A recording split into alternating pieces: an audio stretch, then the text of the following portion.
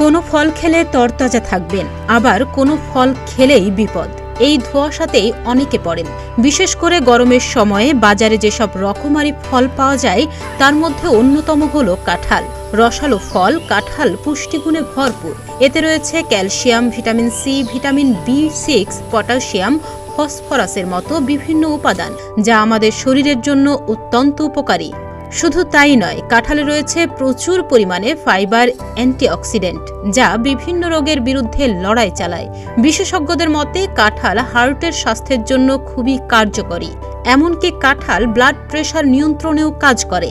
এত উপকারিতা থাকা সত্ত্বেও অনেকের স্বাস্থ্যের জন্য কাঁঠাল হতে পারে বিপজ্জনক, যাদের অবশ্যই কাঁঠাল থেকে দূরে থাকতে হবে। ডায়াবেটিসে আক্রান্ত সংখ্যা হু হু করে বাড়ছে।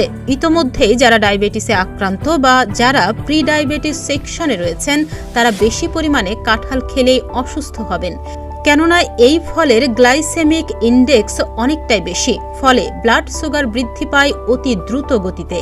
তাই যাদের ডায়াবেটিস রয়েছে তারা সারা দিনে 3 থেকে 4টি কোয়া খেতে পারবেন।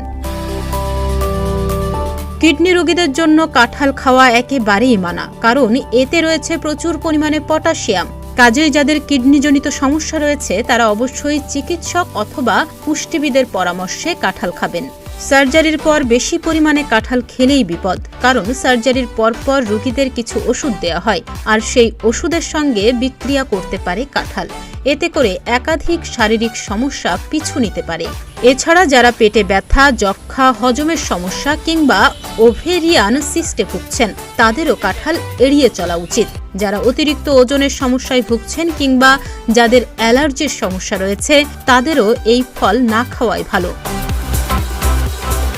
এছাড়া এমনিতে প্রেগন্যান্সিতে কাঁঠাল খেলে তেমন একটা সমস্যা হওয়ার কথা নয়, তবে সারাদিন অত্যাধিক পরিমাণে কাঁঠাল খেলে কিন্তু প্রেগন্যান্সির সময়েও জটিলতা বাড়তে পারে। তাই যেভাবেই হোক সন্তান সম্ভবা অবস্থায় কাঁঠাল খাওয়া কমাতে হবে।